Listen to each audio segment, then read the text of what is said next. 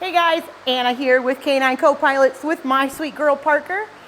Today is day one of our second week of training with Parker, so I wanted to take some time today before we get too far into our second week to make a quick lesson video talking about using our leash as a communication tool and more of a communication tool and less as like a restraint or a drag line, if you will.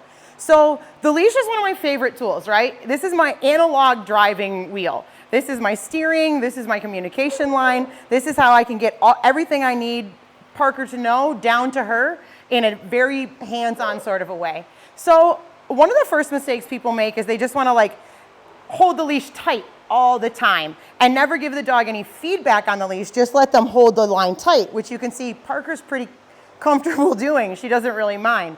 And this is my first line that I want to teach her here. So what I want Parker to learn is when she feels her leash get tight, she should look at me for more information.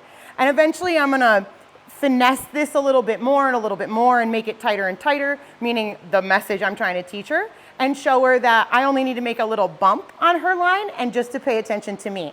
So right now she's kind of sitting tight on that. She's kind of moving away. Blair's taking the video. Blair's her best friend, so she's trying to creep over towards Blair.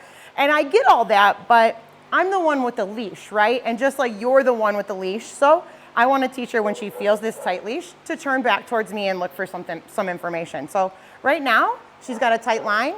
Parker, yes. Good girl. As soon as she kind of looked at me, I made a little noise, and as soon as she looked at me, I rewarded her. So tight line. Yes, good girl. And I'm helping her with my verbal, my little kissing noise, just a little sound effect to show her what to do first.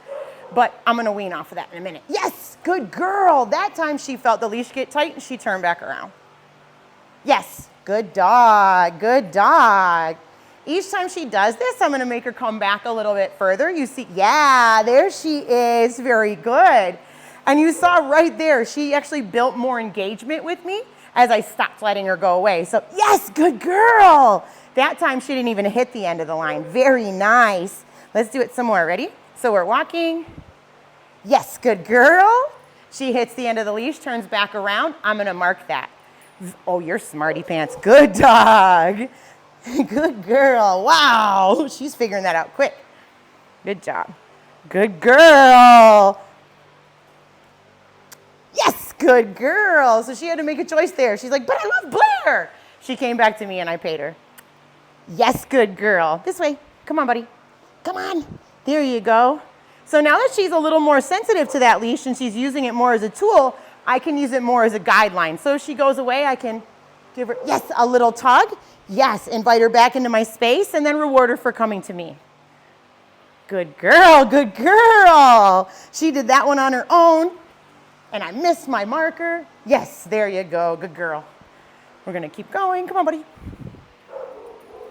That's a girl. She's gonna get a little tight. Yes, this way, good girl, good girl. When she's in my space, I'll pay her. Cool. So that's going really well, so I'm gonna actually continue this on a little bit. Yes, good girl, good girl, good girl. And as we build on this skill, this will help our leash walking a whole lot and make it a lot easier to communicate with her when she gets distracted. Yeah, good girl, and tries to pull on us. Good job. Good. Good job. Oh, good work. There you go. So she showed me right there. Me bending over top of her was a little too much, but that's all right. All right, Parker, ready? Go place. So let's talk about the leash now in regards to the go place or the sit or the down. I have her on a place. If she comes off, that needs a little feedback. So the tool I have right now is my voice and my leash, right? Eventually we'll have the electric or the e-collar, but for right now we're doing it on leash. If she comes off, I'm gonna give her a little feedback just like I did on the walk with a little bump that says, don't do that, return back into my space and I'll tell her to go place again. Oh, so she came off. Go place, good girl. I gave her a little tug, a little bump that said, nope, that wasn't right. There is, yes, good dog, that's good. There is a reason for using a leash and a collar or stimulation around the dog's neck for training. And what that reason is there are literal receptors, science lesson time, there are literal nerves and receptors in the dog's neck that can feel pressure from, say, the mother dog at the beginning of their life. When a dog feels pressure around the neck, it elicits a response in their brain to think, do something else or make a change of behavior, a change of emotion. Because when they're puppies and they do something wrong, the mama is going to correct them with her mouth around their neck. As her leader and as her person, as her human, I am essentially her mother, if you will, if you want to call it that. So it's up to me to give her the same kind of communication her mama does. So if she's to make a mistake, I'm not going to kill her for it. Mama didn't kill her. I'm just going to give her a little correction around the neck, a little bump on my leash, the same way her mama would. Say, hey, look at me. I have more information for you. Do something different. Good job.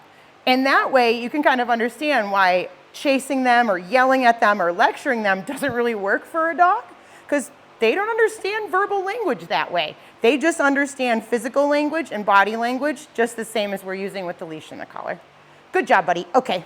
You're not even giving me any opportunity to show them all that good stuff. Good. Wow, there she is. Cool, guys. Well, she's getting this figured out really fast. I'm going to keep going and doing some more stuff with her, but I hope you enjoyed the video. Hope you learned something. If you have any questions, please let me know. Thanks for watching.